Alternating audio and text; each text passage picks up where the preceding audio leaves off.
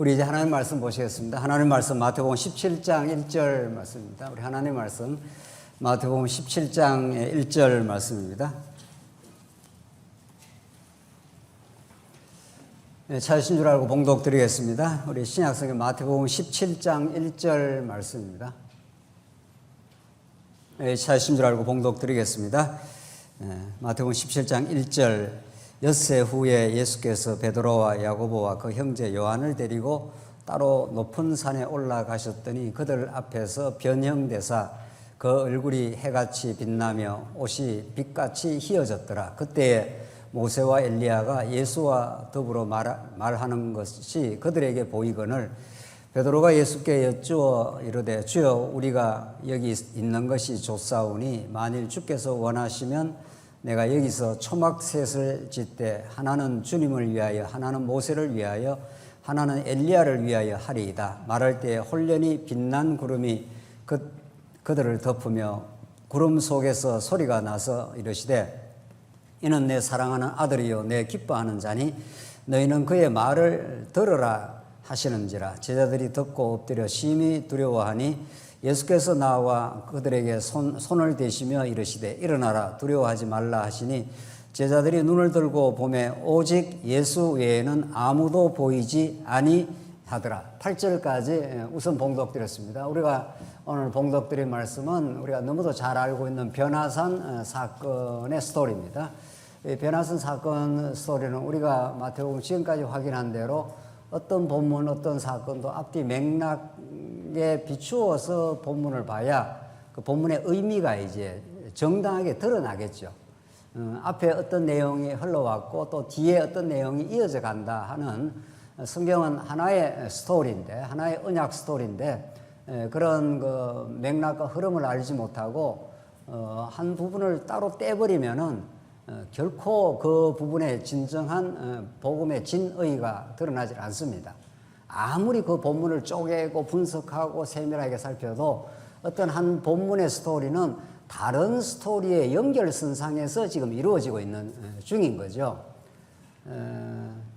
어떤 사람이 한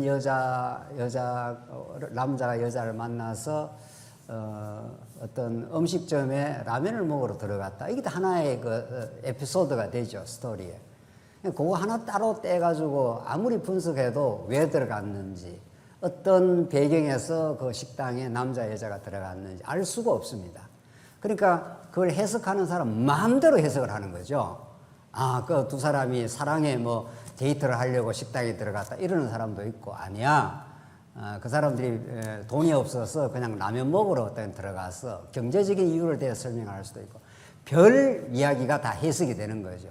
그러나 그 앞에 어떤 사건이 전개되었다가 두 사람이 만나서 뭐 라면을 먹든지 식당에 들어갔다 하면은 식당에 들어가서 두 남녀가 먹는 이유가 확실하게 딱 밝혀집니다. 그렇겠죠.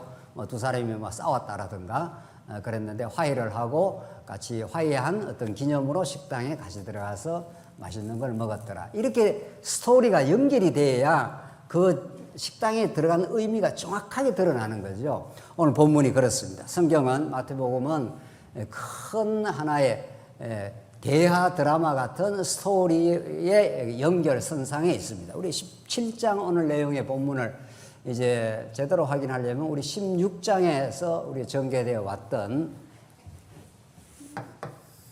지금 우리가 살피는 내용은 이게 마태복음 1장에서 4장 이게 이제 전체를 이끌어가는 기관차와 같이 복음의 핵심이 여기 다 담겨 있습니다. 그리고 선지자직, 왕직, 제사장직 이렇게 스토리가 형성이 되어 있는 거죠. 우리는 지금 이 부분, 앞부분을 우리 지난 시간부터 이제 왕직에 대한 내용, 베드로의 그 신앙 고백으로부터 지금 이제 공부를 지금 해 나가고 있습니다. 그러니까 선지자직이라는 것은 이제 하나님 나라, 하늘의 영원한 하나님 나라의 메시지를 선지자가 하나님부터 받아가지고 그대로 이제 전달해 주는 겁니다. 근데 선지자가 만약 없으면은 우리는 하늘 이야기를 할 수가 없습니다. 성경에서 하늘과 땅을 지으시고 땅이 혼돈하고 공허하며 흑암이 깊음이 있었더라 하면서 첫째 날 하늘을 이미 가리킨 거죠. 그 첫째 날 하늘이 영원한 하늘에 대한 이제 모형인데, 그래서 성경은 영원한 진리, 영원한 하나님의 살아계심을 이 하늘이라는 메시지를 통해서 우리에게 전달해 주고 있죠. 하늘과 땅의 대비를 통해서 아담이 타락하고 나서 다 인간이 이 땅에 속한 땅을 바라보며 살아가는 이제 존재가 되어버린 거죠. 타락한 존재가 되어서 하늘이 있음을 알지를 못합니다. 지금 이 현대과학이 이렇게 발달하고 이 은하계가 수천억 개의 은하계가 있다. 우리가 지금 사는 이 대기권 안에 사는 세계가 이 엄청난 이 은하계 우주에 비하면은 먼지 중에 먼지도 아닌 거죠. 그렇게 이 광활한 하나님의 창조 세계를 보여줘도 과학자들은 그걸 넘어 있는 영원한 하나님의 나라를 알지를 못합니다. 과학이 아무리 발전을 해도 영적 세계를 보는 발언권이 없습니다. 이 보이는 세계를 넘어가는 영원한 하나님의 나라를 깨달을 수가 없는 거죠. 성경은 그 영원한 하나님을 선지자의 음성을 통해서 이 세상 속으로 파고 내려오는 거죠. 그래서 예수님이 참 선지자로 오셔서 천국은 이러한 것이니 하면서 천국에 대해서 설명을 해주고 있었죠. 그렇게 해서 이제 예수가 하나님 나라의 실체로 이 땅에 오셨다. 천국은 이런 것이다 하는 걸 쭉 이제 뭐 여러 가지 산상수훈, 뭐 비유 등등 표적을 통해서 보여줬고, 우리 이제 지난 시간 이제 왕인 거죠. 지난 시간 기억나시죠? 예. 주는 그리스도시요 살아계신 하나님의 아들입니다. 이렇게 베드로가 정말 하나님의 뜻 가운데 그렇게 고백을 했지 않습니까? 그 타락한 그 황제의 도시 빌립보 가이사라, 우리 지난주에 기억나십니까? 가이사라라는 것은 가이사 왕의 이름을 딴 그 도시입니다. 그것도 하나님께서 그런 무대 세팅을 그렇게 해놓은 거죠. 인간이 왕이다 하면서 인간이 내가 내노라 하는 그런 가이사 왕이 지배하는 로마 제국 치하에 정말 핍박받고 억압받는 그 시대에 진짜 왕이 이 땅에 출현을 하신 거죠. 하나님 나라를 이 땅에 도입하기 위해서 이 세상 나라와는 절대적으로 구분되는, 그래서 주는 그리스도요 살아계신 하나님의 아들, 그 아들이라야 왕이 될 수 있는 거죠. 하나님의 아들의 신분을 가지고 있어야 여호와 하나님의 왕권을 실현하는 존재가 되니까, 그래서 그런 고백을 했습니다. 그 고백을 하고 하나님께서 칭찬을 해준 거죠. 내 고백 위에 너는 베드로라, 내가 이 반석 위에 내 교회를 세우겠다. 이렇게 해서 그 고백 위에, 그 진리 고백 위에만 하나님의 교회가 세워진다 하는 걸 우리 확인했죠. 그러니까 진리 밖에서는 아무리 사람이 모이고 조직이 잘 돼 있고 돈이 많이 들어와도 그건 교회가 아닌 겁니다. 이 부분에서 우리 성도님들이 확실히 갈라내는 그 진리 분별력이 있어야 되죠. 교회에 우리 사람이 많이 모였으니까 교회가 든든하다. 전부 다 마음. 교회가 사람이 많이 모여도 진리가 진리답게 선포 안 되면 교회가 타락을 하는 거죠. 중세가 그걸 말하고 있지 않습니까? 얼마나 많은 사람이 모이고 얼마나 좋은 베드로 성당 같은 의리의리한 성당이 지어져도 그게 교회가 세워진 게 아니죠. 타락한 교회가 세워진 거죠. 그러니까 루터가 아니요 이렇게 했지 않습니까? 위대한 거부를 했지 않습니까? 그건 교회 아니야. 루터가 무슨 깡으로 그렇게 할 수 있습니까? 그때 그 시대에는 가톨릭의 말을 안 들으면 바로 사법 처리가 들어가고 죽일 수가 있습니다. 근데 아니요 이렇게 한 그것은 그건 가짜 교회야. 사람 많고 건물 좋고 하다고 교회가 세워진 게 아니야. 성도들이 진리를 확신하고 진리의 반석 위에 확고하게 자기 자신을 하나님이 세우셨다고 믿어지는 것, 하나님 나라를 누리는 것, 그걸 우리는 교회가 섰다 이렇게 하는 거죠.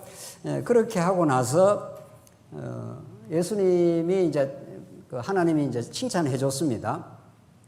칭찬해 줬는데 이때 엄청난 오해가 생기는 거죠. 우리 지난 시간 많이 했죠. 예수님이 도입한 하나님의 나라와 제자들이 기대하는 하나님 나라는 너무 다릅니다. 너무 다릅니다. 왜냐하면 발라기 선지자가 오고 나서부터 400년 동안 예수님 오실 때까지, 예수님 이때 오셨는데 400년 거의 암흑기나 마찬가지입니다. 말라기 선지자가 나타나고 나서 이제 선지자가 있어야 하나님의 뜻을 전달해줘야 백성들이 하나님을 깨닫고 하나님을 찬양하고 이렇게 하는데 선지자를 안 보내주니까 이가 캄캄한 이제 암흑기가 된 겁니다.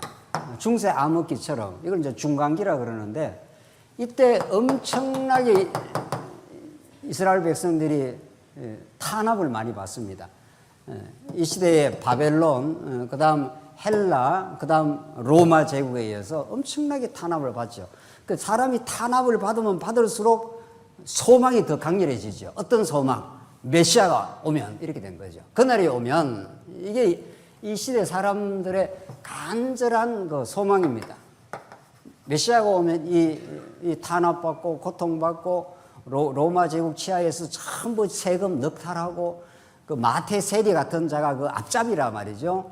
세금을 넉탈해갖고 자기가 착복하고 조금 전달하고 자기가 다 챙겨 먹는 거 아니에요? 그러니까 백성들은 정치적으로 경제적으로 너무 고통스러운 겁니다. 고통이 심하면 심할수록 메시아가 오기를 바라는 거죠. 어떤 메시아? 어떤 메시아죠? 정치적이고 군사적이고 경제적이고 이런 현실 문제를 해결해 주는 메시아가 오기를 기다리는 거죠. 이런 배경을 깔아놓고 예수님이 등장을 하시는 겁니다. 이런 배경 속에서 등장한 메시아의 자기 증거가 이제 이 마태복음에 드러나지 않습니까? 그 예수님이 이런저런 이제 메시아를 증거하면은 제자들은 전달해주면 전부 자기 방식으로 해석을 해버리는 거죠. 우리 그럴 때 있죠. 우리 부모님들이 애들한테 뭐라 가르쳐주면 부모의 진의를 받아들이는 게 아니고 자기가 자기 방식으로 해석을 해버려요. 그 희한한 일이 생깁니다. 교육학에서 늘 말하는 굴절 현상이라 그러는데 선생님이 뭘 이야기를 해줘도 그거를 선생님의 본 뜻을 알려면 선생님처럼 체험이 있어야 됩니다. 선생님처럼의 삶의 경륜과 체험이 있어야 그 말에 진의를 받아들이는데 이 학생들은 선생님의 체험이 아니라 어린아이 같은 체험이기 때문에 좋은 이야기를 해줘도 그 좋은 이야기 깊은 뜻으로 받는 게 아니라 자기 체험 정도로 채색을 해갖고 싹 받아들여버려요. 자기 굴절 현상이 나타나죠. 우리 부모님 아이들 안 키워보셨나요? 애들이 뭐 이야기해주면 뭐 알아듣는 것 같아도 나중에 물어보면 전혀 딴소리를 하는 거예요. 우리 애가 그랬다는 거 아니에요. 인생이 참 고달프다고. 초등학교 1학년 된지 2학년 된지. 이 자식이 뭐 무슨 말을 알고, 아마 우리가 그런 말을 했는가. 인생이라는 게 참 고달프다. 한번 살아봐. 뭐 이제 이러냐. 이게 이제 초등학교 1학년 무슨 고달픈 체험이 있겠어요. 그런데 부모의 말만 딱 받아가지고 그걸 그대로 앵무새처럼 내뱉는 거란 말이죠. 이게 알아듣지를 못한 거예요. 예수님이 이 가르침이 정확합니다. 예수님의 가르침이 꼭 그랬습니다. 예수님은 하늘의 하나님 나라를 이 땅에 도입하러 오셔서 영적인 하나님 나라를 지금 선포를 해주는 제자들은 그 영적인 하늘 메시지로 듣는 게 아니라 뭘로 굴절을 시켜버립니까? 땅의 메시지로. 그렇게 이제 받아들이는 거죠. 정확하게 베드로와 이 제자들이 그렇게 받아들인 겁니다. 그러니까 예수님 내가 이제 곧 죽으러 간다. 죽었다가 3일 만에 내가 부활할 것이다. 이러니까 누가 가장 이 말을 못 받아들입니까? 제일 수제자였던 베드로가 못 받아들이는 거죠. 당신 무슨 소리를 하는 겁니까? 내가 지금 어떻게 내가 모든 걸 다 버리고 당신을 따라다녔는데 내가 기대하는 당신의 메시아, 당신의 천국은 이 땅에 로마 제국을 물리치고 이 땅에 잘 먹고 잘 살고 이렇게 건강하고 모든 것이 형통한 이런 나라를 우리는 기대하고 지금 당신에게 따라다니고 있습니다. 근데 지금 무슨 소리를 하는 겁니까? 지금까지 안 그래도 3년 동안 따라다니라고 여러 가지 고생도 많이 하고 했는데 죽으러 간다니. 이 무슨 이런 뚱땅한 집 같은 소리를 하느냐. 이렇게 된 거죠. 우리 지난 시간 그 내용이죠. 그래서 하늘의 천국이 이 땅에 오셔서 오히려 하나님 나라의 천국은 이 땅에서는 고난을 받는 거란 말이죠. 오히려. 이 땅에 루터와 칼빈, 우리 종교개혁자들 다 고난받았지. 이 땅에서 세상의 권력자들한테 영광을 받고 다 그렇게 하지 않았다고요, 전부. 그러니까 베드로가 항변했다고 그러지 않습니까? 꾸짖었다고요. 예수님을 붙들라고 당신 그러면 안 됩니다, 지금. 내가 지금 어떻게 당신을 지금 따라다니고 내 모든 걸 다 바치고 당신을 지금 따라왔는데 죽는다니. 뭔 소리 지금 하고 있는 거야, 지금. 그러니까 예수님을 꾸짖었다는 거 아니에요. 예. 참, 복음 전하면은 별 희한한 일이 다 발생합니다. 복음을 전하면은 복음을 모르는 사람들이 복음 전하는 사람을 꾸짖어요. 당신 그렇게 전하면 안 돼. 이렇게 나오는 거죠. 우리한테 맞춰서 복음 전해. 이런 식이죠. 한국교회 강단이 그렇게 변질하고 세속화 된다는 거 아닙니까? 그래서 베드로를 예수님이 엄청 나무랍니다. 사탄아 물러가라. 이렇게 했지 않습니까? 너는 나를 쓰러지게 하는 자야. 너는 하나님의 일을 생각하지 않고 사람의 일을 생각해. 이렇게 예수님은 자기의 영원한 하나님 나라, 이 신령한 나라입니다. 이 땅에 뭐 물리적인 그런 나라가 아닙니다. 이 땅에. 그런 나라를 이 땅에 도입하러 왔는데 어떻게 하나님 나라를 이루는가 하면 내가 죽는 방식으로 이루어. 예수님 죽으면 세상에 예수님 따르는 세속적인 그런 기대는 다 사라지는 거 아니에요. 예수님 죽어버리신다니까. 그렇죠? 그렇게 하나님 나라는 이루어져. 그러면서 예수님께서 너무 의미심장한 말씀. 이게 누구든지 나를 따라오거든 자기를 부인하고 자기 십자가를 지고 따를 것이라. 이렇게 이 심오하고 깊은 이야기를 해 주신 거죠. 그 말은 너희들은 지금 너 육신으로 못 따라와. 그래서 사도행전이 등장하기 전에 사복음서는 그들의 죄악, 그들의 어리석음, 그들의 인간 중심적인 그게 다 폭로시키는 자리예요. 사복음서가. 그리고 오순절 성령이 오시고부터 본격적인 이제 예수 따름이가 생기는 거죠. 예수를 따르는 자들이. 그래서 베드로가 담대하게 복음을 전하고 죽음의 시간까지 또 혹은 감옥에 가서도 복음을 전가하는 것을 포기하지 않죠. 그게 예수 따르는 거 아니겠어요? 그게 자기를 부인하고 자기 영광을 드러내고 예수 믿고 자기 유익이 있기 때문에 따라가는 게 아니라 오히려 예수 믿고 예수와 함께 죽고 함께 사는 그런 진짜 신앙으로 하나님께서 인도해 가실 것을 약속을 하는데, 우리 지난 시간 마지막 절에 신실로 너희에게 이르노니 여기 서 있는 사람 중에 죽기 전에 인자가 그 왕권을 가지고 오는 것을 볼 자도 있느니라. 이렇게 해서 참 예수님 말씀은 그 길을 못 따라가면 정말 혼란스럽습니다. 표면적으로 예수님 죽겠다 그랬다가 또 왕권을 볼 자가 있겠다 했다가, 그게 이제 17장 오늘 내용이에요. 그게 오늘 변화산 사건입니다. 그래서 16장 오늘 17장 마지막에 너희가 살아서 왕권을 가지고 오는 것을 보는 자가 있겠다 하고 오늘 변화산 사건이 나오고, 그 다음에 엘리야가 고난받듯이, 세례 요한이 고난받듯이 고난을 받을 것이다 하는 사건이라 우리 다음 시간에 하기로 합니다. 이 전체 구조를 한번 보십시오. 고난 있고 너희가 믿음 없음을 책망하는 이 믿음이 없는 패역한 자들아 하면서 그 병자를 못 고치는 사건, 이렇게 계속 이어집니다. 그러니까 오늘 본문은 여기인 거죠. 변화선 사건이 뭔가 한번 보십시다.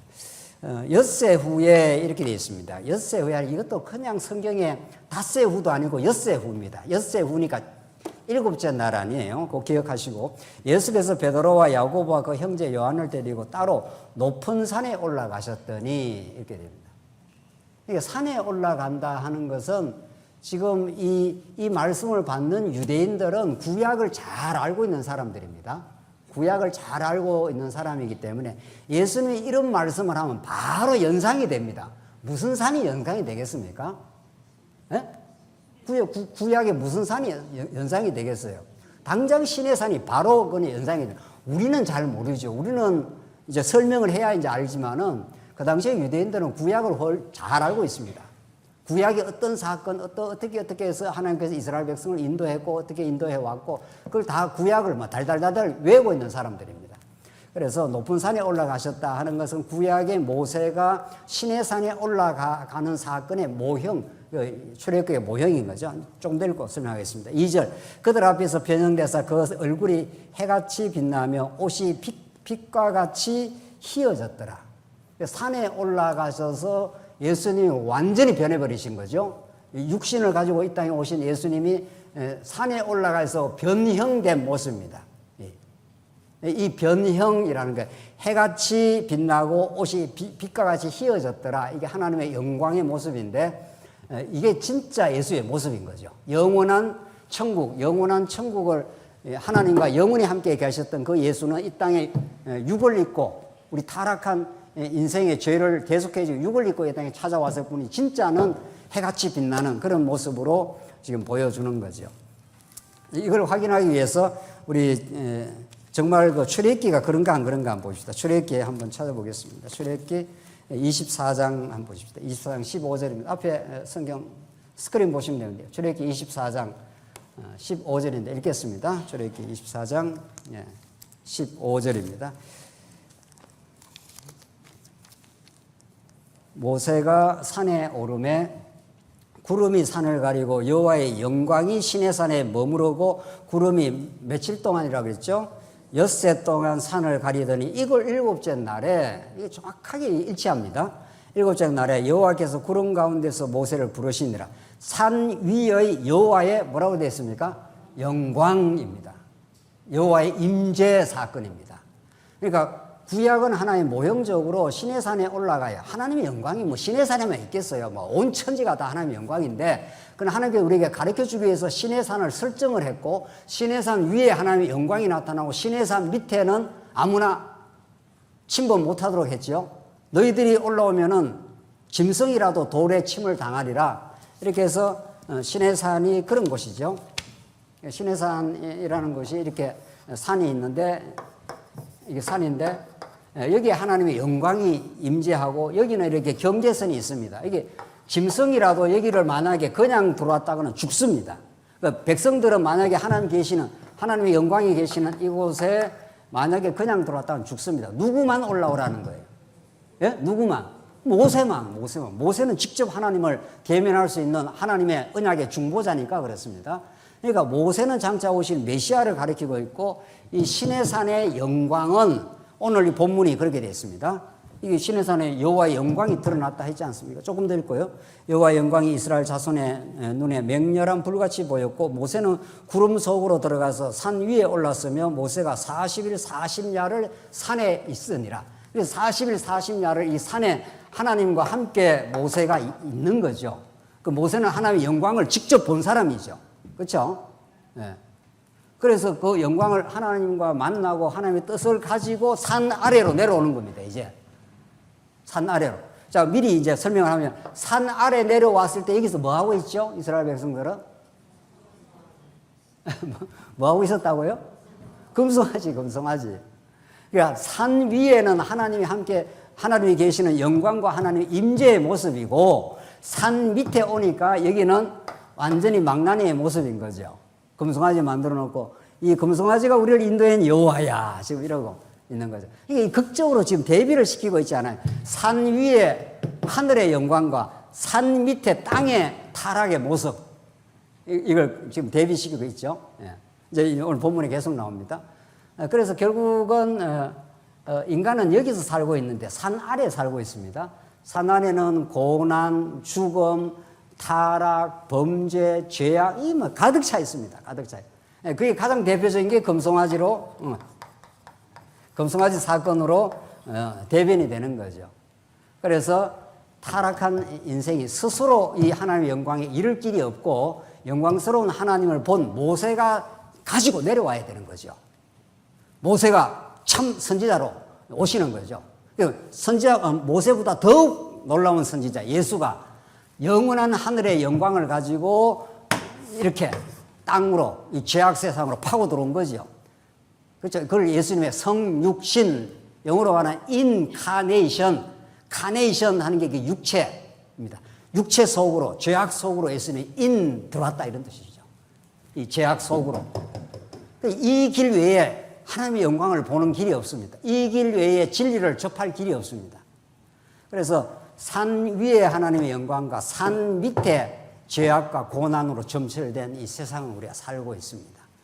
그런데 지금 변화산 사건은 예수님이 높은 산 위에 올라가서 변했죠. 예수님이 하나님의 영광을 띈 모습으로 변하니까, 베드로는 얼마나 재미있는 형님이십니까? 베드로는 너무 재미있는 형님이에요. 베드로는 앞에서 엄청 또 실수했지 않습니까? 예, 뭐 예수님을 막 꾸짖고 그랬죠. 그러다가 또 예수님이 이 영광스러운 모습을 보여주니까 얼른 돌변을 했습니다. 아, 베드로는 정말 이게 표변의 전문가입니다. 얼른 또 바꿔져 가지고 주님을 위하여 또 어떻게 해요? 예? 모세를 위하여 또 어떻게 엘리야를 위하여 집하는 초막셋을 짓고 여기 사는 것이 좋겠습니다. 이제 이런 거죠. 아, 베드로는 너무 재밌는 형님 아니십니까? 우리하고 너무 잘 부합이 되는 형 동생이 비슷한 거니까 너무 잘 부합이 돼요. 그래서 이렇게 베드로가 진리를 깨달아가고 있는 과정입니다. 베드로도 우리가 처음에 서두에 말씀드린 대로 이 사복음서라고 하는 긴 책에 예수님의 영광을 보여주고 인간의 죄악이 노출이 자꾸 되는 거죠.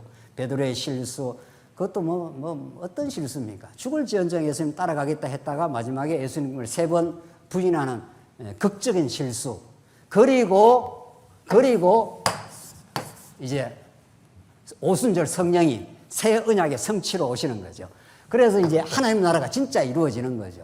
그러니까 선지자요 왕이요 제사장인 것을 예수님이 팡팡 지금 보여주고 계시는데 인간은 예수님의 선지자직, 왕직, 제사직이 드러나면 드러날수록 점점 더 인간의 어리석음, 연약함, 죄성 이런 것들이 계속 폭로될 뿐입니다. 오늘 변화선 사건도 마찬가지인 거죠. 변화선 사건 본문으로 다시 돌아가십시다. 그래서 3절 한번 보시죠. 17장 3절. 그때 모세와 엘리야가 예수와 더불어 말하는 것을 그들에게 보이거늘 베드로가 예수께 주어 가로되 주여 우리가 여기 있는 것이 좋사오니 만일 주께서 원하시면 내가 여기서 초막셋을 짓되 하나는 주님을 위하여 하나는 모세를 위하여 하나는 엘리야를 위하여 하리이다. 이게 너무 좋은 거죠. 산 위에 올라가니까 예수님이 완전 신적 영광을 모습을 보여주는 거니까 이거 자체는 좋은 겁니다. 이 자체는. 그러니까 여러분과 제가 복음을 듣는다는 건 우리는 산 아래 살고 있습니다.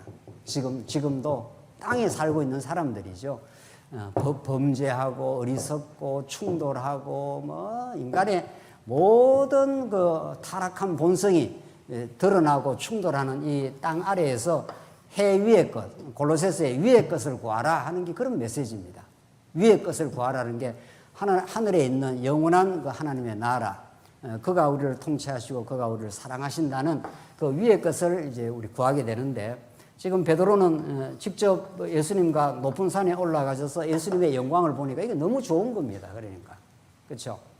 그러니까 말씀도 이제 말씀 듣고 처음에 이렇게 말씀을 깨닫기도 하고 우리 말씀이라는 게 사실은 깨달으면 마음의 평안과 기쁨이 있으니까 그러니까 요즘은 그런 걸 조금 덜 하는데 옛날에는 사경회를 하면 막 3박 4일 그렇게 했지 않습니까? 그 3박 4일이 너무 황홀한 거예요. 계속 저녁에 말씀 듣고 아침에도 말씀 듣고 교제하고 이러면 그럼 3박 4일 끝나는 게 아쉬운 거죠. 그래서 여기 있는 것이 어떻게 해요? 좋사오니 이렇게 되는 거죠. 사경회 끝나지 말고 막 계속 말씀 듣고 말씀 안에서 행복하고 즐겁고. 근데 사경회 끝나면 또 할 수 없이 차가운 현실로 돌아가야 되는 거죠. 예. 돌아가야 됩니다. 우리는. 어디로? 이 세상 속으로. 오늘도 여러분과 제가 말씀 듣고 하나님 살아계심을 확인하고 우리를 사랑하는 것이 확실하고 분명합니다. 자, 이런 걸 말씀을 깨닫고 여기서 조사오니 하고 여기서 사는 사람이 아니라 우리는 어쩔 수 없다는 표현보다도 적극적으로 돌아가야 되죠. 그래서 언제나 우리가 예배라는 게 오늘 이 시간도 물론 중요한 예배입니다만은 사실은 진정한 예배는 가정에서, 직장에서, 삶의 고난의 현장에서, 병실에서 이렇게 예배를 드리는 겁니다. 하나님이 안 계시는 곳이 어디 있습니까? 그래서 말씀을 듣고 여기가 좋사오니가 아니고 말씀 듣고 확신을 얻고 다시 죄가 우글거리는 세상, 때로는 갈등과 분쟁이 있는 사회 현장, 때로는 욕구가 충돌하는 가정이라는 게 스위트 홈이지만은 않습니다. 절대로 그렇지 않습니다. 인간이 죄인들이 만나가지고 욕구가 충돌하는 현장입니다. 자기 좋은 것을 하고 싶다, 이런 거죠. 그런 곳이 그런 속으로 들어가는 거죠. 이게 우리가 성경적 세계관입니다. 성경적 세계관은 세상은 별거 아니고 막 여기서 말씀이나 듣고 살자, 이런 사이비 이단 집단이 자기들끼리 만나가지고 공동체를 형성해서 그렇게 하지 않습니까? 그러나 제대로 된 진리 집단은, 제대로 된 교회는 하나님의 영광을 보는 게 중요합니다. 영광을 보고 여기가 좋사오니 하고 여기에 머무르는 것이 아니라 하나님께서 다시 죄악이 우글거리는 그 속에 들어가서 뒹굴고 그곳에서 승리하고 그것에 때로는 패배도 하고 그러는 거죠. 그러면서 하나님을 배워가는 거죠. 그래서 이제 곧 나오는데 5절 보시면 말할 때 홀연히 빛난 구름이 그들을 덮으며 하늘 구름 위에서 소리가 나서 이르시되 이는 내 사랑하는 뭐라고요? 아들이요. 이 아들이라는 메시지가 너무 중요합니다. 왜 이 아들이라고 하늘에서 구름에서 변화산 사건, 이 베드로가 이 어리석은 좀 생각을 한 거죠. 여기 싸우는 게 좋사오니 하니까 아니야. 하늘에서 메시지가 들렸다는 거죠. 어떤 메시지? 이는 내 사랑하는 아들이요 내 기뻐하는 자니 너희는 그의 말을 들으라 하는지라. 그 아들의 말씀을, 아들의 말을 듣고 땅으로 내려가라 이 말이죠. 왜 여기 살기는. 우리는 영원히 하나님과 영원히 살 거예요. 앞으로 우리가 예수님 다시 오시면 영원한 하나님과 삽니다. 그런데 이 땅에서는 어쩔 수 없다는 표현보다도 이 땅에서는 하나님께서 영광을 본 사람은 그의 말씀을 듣고 그의 말씀을 갖고 세상으로 들어가는 사람들인 거죠. 그래서 중요한 건 내 사랑하는 아들입니다. 자, 봅시다. 구약은 주는 그리스도시요. 지금 베드로의 고백이 그랬죠. 그리스도라는 건 선지자요, 왕이요, 제사장이죠. 그렇죠? 주는 그리스도라는 말은 예수님이 선지자요, 진짜 예수님이 왕이요, 예수님이 제사장인데 주는 그리스도요, 살아계신 하나님의 뭐라고 했죠? 아들이라고 했지 않습니까? 그러니까 이 선지자, 왕, 제사장도 물론 중요하지만은 우리 신약에 와서는 구약은 선지자로, 왕으로, 제사장으로 하나님의 나라를 세울 때 중보자로 다 세웠지 않습니까? 모세 같은 선지자, 다윗 같은 왕, 또 아론 같은 제사장, 이런 걸 통해서 하나님께서 구약의 하나님 나라를 세웠는데 신약은 그것이 통합이 되어버립니다. 그게 그리스도란 말이 그런 뜻이고, 원래 그리스도란 말 자체가 그런 뜻이에요. 기름 부음 받은 자니까 anointed one, 그 기름 부음을 받은 자라는 뜻인데 그걸 다른 말로 말하면은 아들입니다. 이게 로마서가 말하는 아들의 복음이라고 했을 때, 그러니까 구약은 이렇게 물리적이고 시청각적으로 하나하나 자손, 땅, 통치로 이렇게 나누어서 설명을 하죠. 선지자, 왕, 제사장 이런 식으로 설명을 하죠. 그런데 신약에 오면은 그것이 전부 이렇게 통합이 되어버려요. 어떻게? 주는 그리스도시요 살아계신 하나님의 뭐라고요? 아들. 이 아들이라는 이 명제가 얼마나 중요한지 모릅니다. 이게 예수님이 하나님의 아들로 와야 여호와 하나님이 아버지도 되는 거죠. 그렇죠? 여호와라는 것이 가장 중요한 하나님의 이름인데 그것이 신약에 오면은 삼위의 방식으로 막 드러납니다. 아버지로, 때로는 아들로, 때로는 성령으로 이렇게 드러나는 거죠. 그래서 삼위일체라는 게 전통적으로 너무도 중요한 교리였는데 그게 설명이 좀 복잡하고 어려웠기 때문에 우리는 그걸 언약적으로 재설명을 하고 있는 중이죠, 지금. 삼위는 너무 중요해요. 삼위를 설명할 때 아들이 나오죠. 그 아들은 누구를 전제하는 거니까? 예? 아버지. 물론 이제 여호와는 가장 중요한 이름이고 아들은 아버지가 있어야 아들이 나오지 않습니까? 그 아들이 보내는 걸 우리는 성령이라 한다고요. 그래서 예수님이 하나님의 아들이라, 이는 내 뭐라고 그랬죠? 내 사랑하는 아들이요 하는 것은 그 아들한테 모든 권한을 다 줬다 이런 뜻입니다. 우리가 오전에도 아들은 상속권을 갖고 있다 그랬죠? 히브리서에 나오는 말씀입니다. 우리 집에서도 아들은 아버지의 것을 다 물려받을 수 있는 상속권이 있지 않습니까? 제가 늘 강조하는 대로 아들은 뭐 잘한 게 하나도 없어요. 또 집안에 뭐 기회한 것도 없다니까요. 예. 물론 나중에 커서 뭐 월급 좀 받아오는지는 몰라도 자랄 동안은 그 집에 기여한 바가 없어요. 아들은 전적으로 아버지가 다 해준 거죠. 전적으로. 그러니까 이때 우선 중요한 건 아들은 아버지의 영광과 동등하고 이 아들을 믿는 우리 택한 백성들은 아들들이 되는 거죠. 그렇죠. 그래서 그 하나님 나라 영광을 아들을 통해서 여러분과 제가 이렇게 부여받습니다. 그래서 아들의 이 신학, 아들의 복음, 이것을 우리가 신약에서 우리가 이제 시간 되는 대로 점점 더 강조를 하겠는데, 내 사랑하는 아들이여 내 기뻐하는 자니 너희는 그의 말을 들어라. 왜냐하면 아들이 왕권을 갖고 있는 거니까. 아버지의 대권을 다 아들이 갖고 왔어요. 그러니까 그 왕적 권한이 있는 거죠. 그렇죠? 그러니까 아들이 선포하는 모든 말씀을 우리는 듣는 거죠. 오전 시간에도 우리가 교회 나오는 이유는 봉사다, 뭐다, 뭐 선교다, 이건 다 따라 나오는 일들이고, 아버지의 아들로 오신 그분의 말씀을 듣는 겁니다. 그 안에 모든 것이 다 담겨 있습니다. 그 안에 생명도 있고 능력도 있고 그 안에 희망도 있고 모든 게 다 담겨 있습니다. 그래서 너희는 그의 말을 들으라 하시는지라. 이렇게 해서 이 변화산 사건은 결국은 하늘의 영광으로 변하시고 그분이 하나님의 아들이라고 하는 예수님의 근본적인 신적 정체성을 확정하는 내용이고, 그 아들이 바로 왕권을 가지고 왔다, 이런 뜻입니다. 아들이 모든 걸 다, 아버지의 권한을 다 갖고 오신 분이니까, 그러니까 왕적 권한이 있는 거죠. 그래서 그의 말을 들으라 하는 것은 그의 말이 모든 권위를 가지고 있다. 그러니까 6절 제자들이 듣고 엎드려 심히 두려워하니 예수께서 나와 그들에게 손을 대시며 이르시되 일어나라 두려워하지 말라 하시니 제자들이 눈을 들고 보면 오직 예수 외에는 아무도 어떻게 해요? 보이지 아니하더라. 모세하고 엘리야가 있었는데 나중에 다 사라지고, 모세는 뭐의 대표지요? 율법의 대표. 엘리야는 뭐의 대표죠? 선지의 대표, 선지자의 대표. 그러니까 구약은 율법과 선지로 되어 있는데 예수님 옆에 모세와 엘리야가 있다가 진짜 그 모든 구약의 율법과 선지는 하나님의 아들로 오신, 하나님의 왕권을 가지고 이 땅에 찾아오신 그 안에서 다 빨려 들어가 버리고 없어지는 거죠.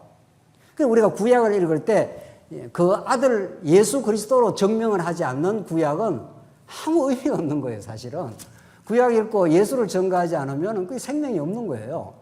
그렇죠? 우리 오늘도 신명기 말씀을 나누면서 바산한 옥을 점령을 했다, 땅을 정복했다. 그거하고 여러분 저하고 무슨 상관이 있습니까? 그걸 예수로 증거하지 않으면. 그렇죠?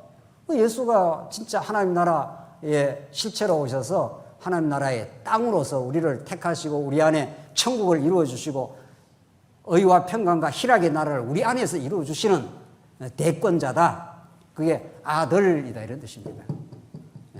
아들 안에 너무도 풍부한, 너무도 진리가 들어있는 거죠. 이걸 확인하기 위해서 히브리서 1장으로 한번 가보겠습니다. 정말 중요한 말씀인데 아들의 메시지가 얼마나 중요한가. 히브리서 1장 1절 한번 보겠습니다. 정말 그렇게 되어 있는지 안 되어 있는지 한번 보겠습니다. 히브리서 1장 1절입니다. 제가 읽겠습니다. 옛적에 선지자들을 통하여 여러 부분과 여러 모양으로 우리 조상에게 말씀하신 하나님이 이 모든 날 마지막에는, 그 다음에 뭐라 되어 있습니까? 아들을 통해서, 이렇게 되어 있죠. 구약의 여러 부분과 여러 모양으로, 선지자로, 제사장으로, 왕적으로 이렇게 말씀하신 하나님은 이 모든 날 마지막에 아들을 통하여 우리에게 말씀하셨으니, 이 아들을 만유의 뭐라고요? 상속자입니다. 아들은 상속 권한이 있어요. 아버지의 대권을, 아버지가 갖고 있는 모든 권한을 아들이 그대로 받습니다. 또 그로 말미암아 모든 세계를 지으셨느니라. 이는 하나님의 영광의 광채시요 그 본체의 형상이라. 그의 능력의 말씀으로 만물을 붙드시고 죄를 정결하게 하시는 일을 하시고 높은 곳에 계신 지극히 크신 이의 우편에 앉으셨느니라. 이런 분이 아들입니다. 우리가 유교적인 의미의 아들이 아니라 히브리적인 의미의 아들은 아버지와 동등합니다. 그런 아들로 지금 나타나셨다, 이런 말이죠. 자, 정리를 좀 하겠습니다. 구약에도 산에 올라가셨다 그랬죠. 모세가 6일 있다가 7일째 산에 올라갑니다. 오늘 이 말씀도 엿새 후에 17장 1절에 엿새 후에 딱 그렇게 돼 있죠. 그러니까 구약의 신의 산에 보여주는 영광과 예수님이 변화산에서 보여주는 영광과 이게 모형과 실체 사건이다 하는 걸 지금 가르쳐 주고 있죠. 자, 올라가면은 여기 하나님 여호와의 영광이 있었죠. 신의 산에는. 그리고 땅에는 아직도 죄로 물들어져 있는. 그래서 모세가 진리를 증거해 주지 않으면 땅에서 고난받고 범죄하고 금송아지 섬길 수밖에 없는 그런 땅에 속한 존재들이 있는 거죠. 그래서 모세가 올라갔다가 두 돌판을 가지고 내려오니까 금송아지를 섬겼지 않습니까? 그래서 모세가 화가 나서 어떻게 했죠? 예? 돌들은 깨었죠. 이 말씀의 깨어짐, 예수 그리스도가 깨어짐입니다. 그래서 그 둘을 깨고 나서 다시 말씀을 받지 않습니까? 그러니까 하나님의 말씀이 떨어지면은 죄악이 드러나고 예수님이 그 대신 그 죄악의 짐을 지고 대속의 죽음으로 자기가 십자가에서 깨어짐 이런 뜻입니다. 그 예표적 사건입니다. 자, 그래서 이 시내산은 구약은 산 위에 올라가야 하나님의 영광을 보는데 땅 밑에는 불신앙과 죄악이 가득 차 있습니다. 여기에는. 여기에 소망이 없습니다. 위로부터의 영광이 예수 그리스도를 통해서 구약에는 모세를 통해서 하나님의 거룩한 말씀을 가지고 왔는데 못 지키는 현장에서 말씀을 깨어버리지 않습니까? 다시 기도하고 하나님이 다시 말씀을 주시는 거죠. 그래서 그들이 모세의 중보 기도를 통해서 다시 이제 살아나는데 9절 우리 조금만 보고 이제 끝내겠습니다. 9절. 그들이 산에서 내려올 때에 이렇게 되어 있지 않습니까? 그거 왜 밝히겠어요? 산에 올라가서 본 것과 산에 내려와서의 삶의 현장이 어떻다는 걸 보여주는데 예수께서 명하여 이르시되 인자가 죽은 자 가운데서 살아나기 전에는 본 것을 아무에게도 이르지 말라 하시니 제자들이 물어가로되 그러면 어찌하여 서기관들이 엘리야가 먼저 와야 하리까 하나이까 예수께서 대답하여 이르시되 엘리야가 과연 먼저 와서 모든 일을 회복하리라. 엘리야가 와야 된다 했습니다. 12절 내가 너에게 말하노니 엘리야가 이미 왔으되 사람들이 알지 못하고 임의로 대우하였도다. 인자도 이와 같이 그들에게서 고난을 받으리라 하신다. 이 엘리야가 누구죠? 세례 요한입니다. 세례 요한은 엘리야의 심정으로 이 땅에 찾아온다 그랬는데 그제서야 제자들이 예수께서 말씀하신 것이 누구라고요? 세례 요한인 줄 깨달으니라. 자, 그러니까 우리 정리하면은 이게 이제 하나님의 영광을 보여줬습니다. 그가 아들이심을, 하나님의 모든 대권, 왕권을 가지고 있는 아들이심을 보여줬는데, 이제 산에서 내려오는 이 산 밑에 그 현장은 선지자가 죽음을 당하는 현장입니다. 이 현장은 선지자가 온전해지는 현장이 아니라 죄와 사망으로 가득 찬 현장, 빛이 오면은 그 어둠이 빛을 덮으려고 하는 현장이에요. 그 진리가 진리답게 증거될 때 언제나 도전이 있고 핍박이 있고 사도 바울이 가는 곳곳마다 바울을 죽이려고 하는 결사대가 조직됩니다. 그래서 진리의 그 마지막 끝을 꼬부려 버리면은 핍박을 안 받죠. 오히려 많은 사람들이 환호하고 많은 사람들이 좋아할 수 있죠. 그러나 예수님이 전가하는 하나님의 나라는 그들이 기대했던 나라가 아닙니다. 그래서 예수님이 전가한 하나님의 나라를 모든 사람들이 다 거부했습니다. 예수님 십자가 매에 달려 죽으러 갈 때 심지어 제자들까지 완벽하게 도망쳤습니다. 여자들 몇 사람 안 남아 있었지 않습니까? 예. 베드로, 야고보 그들은 예수님 십자가 죽으러 갈 때 누가 오른편에 누가 왼편에 앉습니까? 이렇게 말합니다. 예. 정확하게 우리 인간의 어리석은 야망을 이렇게 드러내는 거죠. 너는 지금 너희가 구하는 것이 무엇인지도 몰라. 나는 죽었다가 살아나야 돼. 그러니까 그 말을 못 알아들었죠. 예수님 생전에는. 그리고 우매한 군중들은 바라바를 내놓고 예수를 죽여. 빌라도는 앞만 봐도 죄가 있는 것 같지는 않는데 그 시대의 총독은 그 시대 군중들과 그 시대의 정치적 책략을 부린 거죠. 그 사람들이 말을 들어줘야 빌라도가 정치를 하기 좋으니까 손 씻고 손을 털었지 않습니까? 나는 책임이 없어. 이렇게 합니다. 그러니까 약삭 빠르게 빠지는 사람, 전부 다 자기 유익을 위해서 단합하는 사람, 그런 틈바구니 속에 예수가 죽습니다. 예수는 그렇게 장렬하게 십자가에 죽습니다. 복음은 그렇게 증거됩니다. 수많은 사람으로부터 복음이 환호를 받거나 그렇게 인정받아서 이 땅의 복음이 여기까지 오지 않았습니다. 그러니까 누군가가 죽어야 될 겁니다, 아마. 이 복음이 땅끝을 향해 가기 위해서는 뭐 꼭 물리적으로 죽는 것도 죽는 거지만 누군가가 고난을 받고 누군가가 바른 말씀을 포기하지 않을 때 그때 교회가 세워지고 선교가 될 겁니다. 선교는 그냥 그렇게 되지 않습니다. 선교는 사람 오서 뭐 대화하고 뭐 말씀 조금 나눈다고 되는 게 아니고 누군가가 죽어나가야 생명의 역사가 일어납니다. 교회는 이 땅에 순수한 교회는 늘 그렇게 해왔습니다. 늘 고난받기도 하고. 그래서 엘리야가 와서 이미 왔을 때 사람들이 알지 못하고 임의로 대우했다. 엘리야의 심정으로 온 세례요한을 너희들이 못 배웠잖아. 그게 예수가 십자가에 죽을 것을 예고하는 거야, 지금. 그렇게 예수님은 십자가에 죽기 위해서 왔어. 그리고 3일 만에 부활하시고 하늘 보좌에 올라가시고 그가 하늘에서 지금 통치하고 계셔. 염려하지 마. 두려워하지 마. 이런 거죠. 하늘 보좌에서 우리 교회를 통치하고 계신다니까요. 그걸 보는 눈이 변화산에서 하늘의 영광을 보는 사람들이에요. 그 하늘의 영광이 보여야 교회가 지켜지고 있고 교회가 지금 든든하게 서갖고 있다고 보이는데 하늘 영광은 안 보이고 뭐 사람들만 계속 보이는 거죠. 뭐 사람 뭐 이런 사람이 좀 있어야 될 것 같고 저런 사람이 좀 있어야 될 것 같고 말이죠. 네. 그게 무슨 교회의 진의가 복음의 진의가 살아나는 거겠어요. 네. 그래서 오늘 본문의 말씀은 산상순의 아니고 변화산의 이 영광을 본 사람들, 땅 아래, 이제 우리 다음 시간에 믿음이 없는 패역한 자들이 나오는데 정확하게 구약에는 금송아지 섬기는 현장이에요. 정확하게. 그러니까 아무도 믿음이 없는 거예요.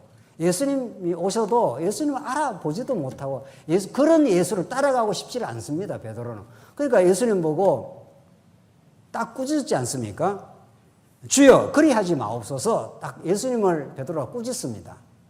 그러니까 비진리가 진리를 딱 꾸짖어요. 그렇게 하면 안 되죠. 딱 이렇게 나오는 거죠. 진리가 선포되는 현장에 그렇게 선포되면 안 되죠. 이렇게 되는 거죠. 그러나 이 높은 산에서 진짜 영광을 본 베드로에게 예수는 하나님의 아들이라는 걸 선포해 주시고 모세와 엘리야가 다 사라지고 예수 한 분이 우뚝 서 있는 거죠. 예수는 어떻게 죽음의 길을 갈 것을 세례 요한의 죽음 사건을 통해서 보여주시고 이 땅 아래 살아가는 사람들이 얼마나 믿음 없는 사람들인가를 폭로시켜 줍니다. 우리 모두가 성령이 찾아오지 않았으면 우리도 똑같이 땅의 것을 추구하고 예수를 이용해서 잘 먹고 잘 살 생각도 하는 거고 예수를 이용해서 교회에서 인정받을 생각도 하는 겁니다. 다 믿음 없는 거죠. 우리 다음 시간 그 내용을 하겠습니다. 그리고 성령이 오시는 겁니다.